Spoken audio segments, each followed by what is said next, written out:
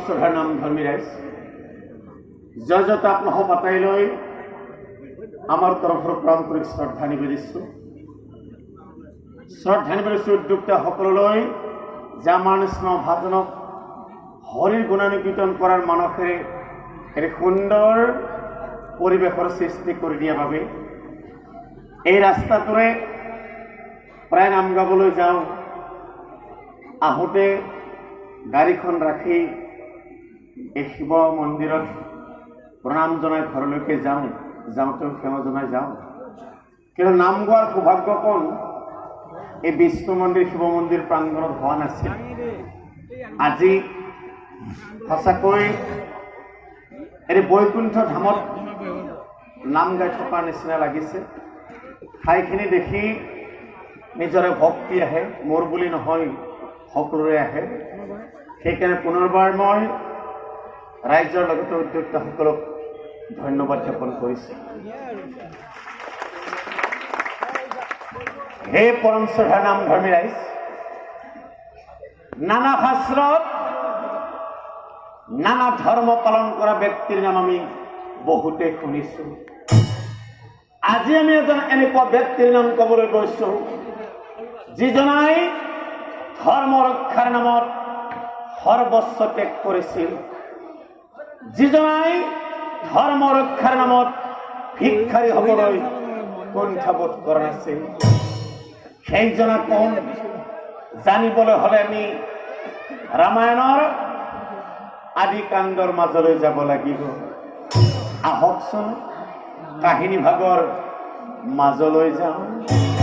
অযোধ্যা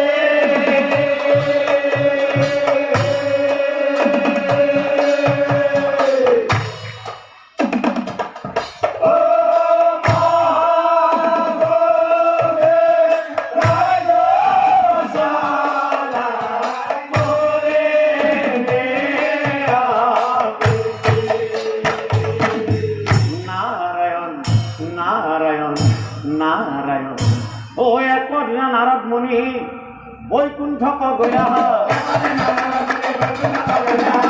একদিনা নারদ মুনি বৈকুণ্ঠক গয়া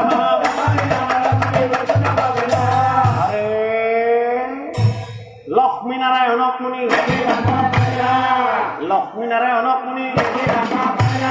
নারায়ণে বলে শুনা ও আমার হেরা মুনিবর কি কারণে আহা তুমি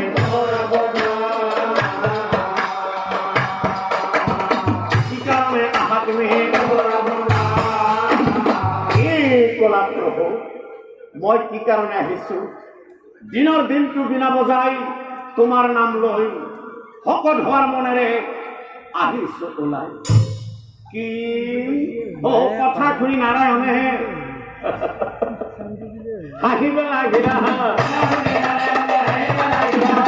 মুনিক চাহিয়া পাছে মুনিক চাহিয়া পাছে কোনে ক'লে তোমাক মোৰ ভকত বুলি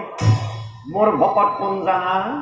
এই অযোধ্যা নগৰে আছে ও মানধাতা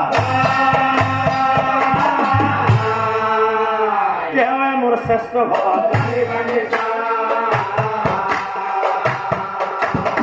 তেওঁৱে মোৰ শ্ৰেষ্ঠ ভকত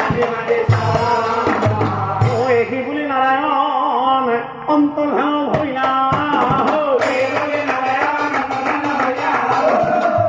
নাৰায়ণ নাৰায়ণ লক্ষ্মীক চাই নাৰদ মুনি লক্ষ্মীক চাই নাৰদ মুনি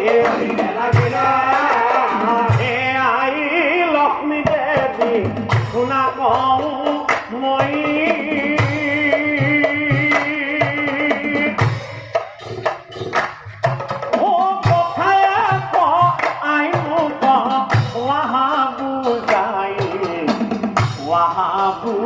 যাই